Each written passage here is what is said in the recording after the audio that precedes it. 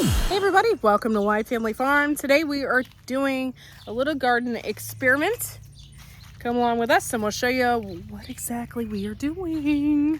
Okay, so what are we doing? Planting tomatoes and basil. There we We're go. putting basil in between our tomato plants as a companion planting experiment. The basil should help repel some of the pests that go after our tomatoes, and they're just complementary things. I mean, when you make pasta sauce, what do you put in it? But we're going to see how this companion gardening works for us. Super exciting. He did this entire row. I planted an entire tray of basil this year. This is Genovese basil.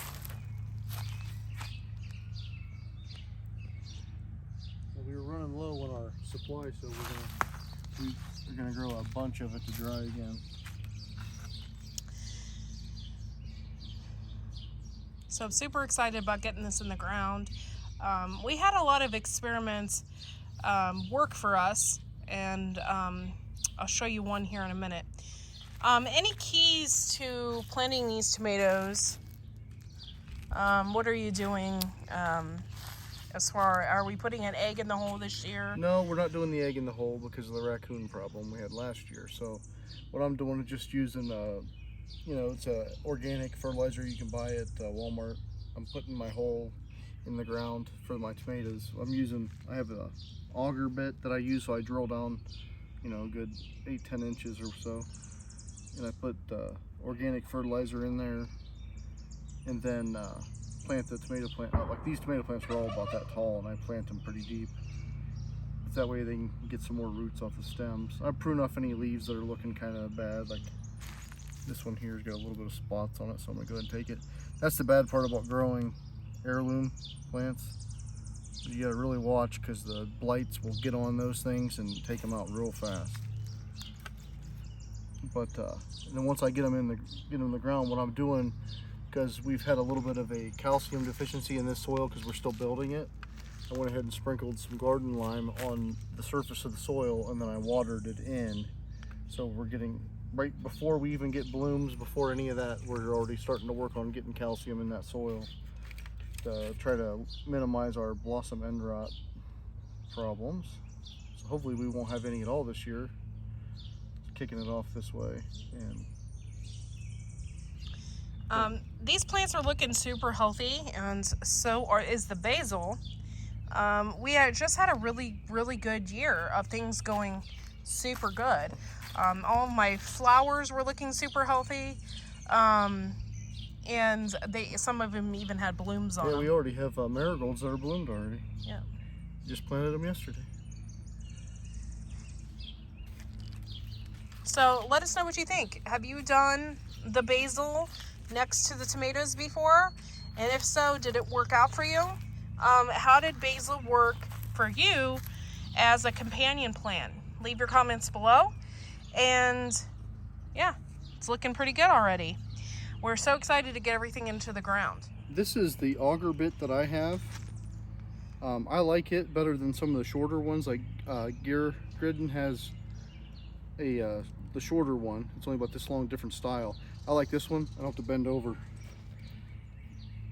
but it's not quite as heavy duty as the other ones like Gear has, but it works fairly decent.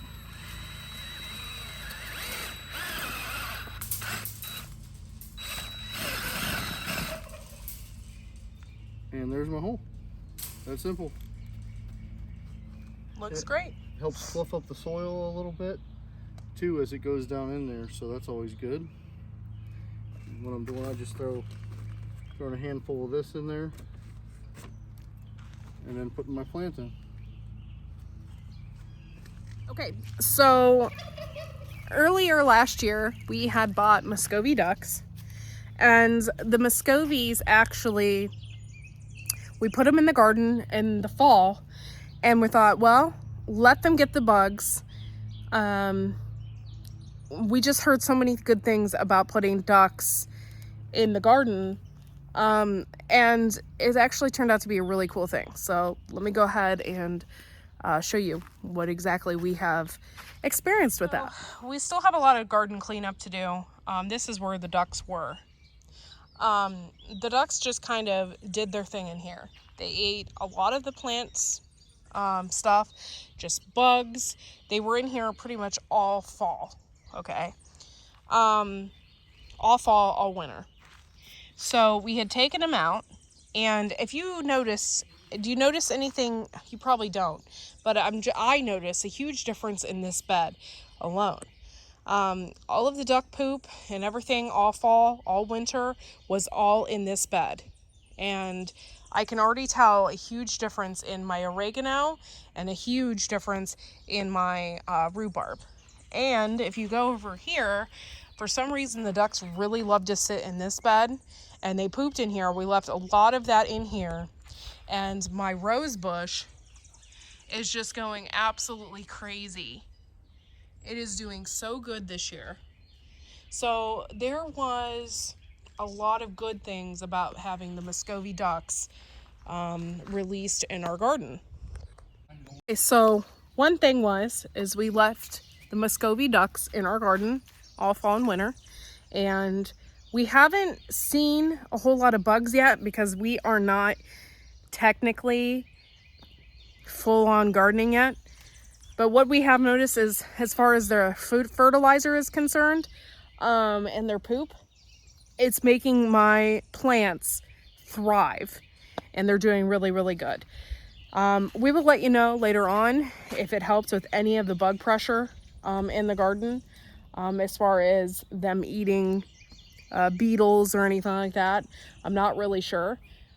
We do, however, have one bed that they always hung out in, and that is the bed that we planted strawberries in. So if we have a really good yield this year, we will let you guys know. But having the Muscovy ducks in the garden, I think has definitely helped and was definitely a positive thing.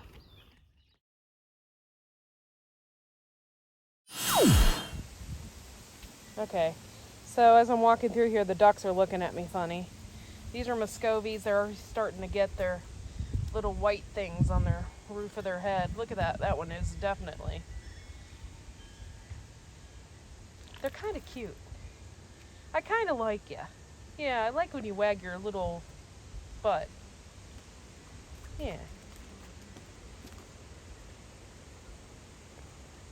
Look at those cute ducks. Eating my nasturtium. How is my sweetie? Hi. Oh, you were just so cute. Look at you, cutie pie. Look at that tail.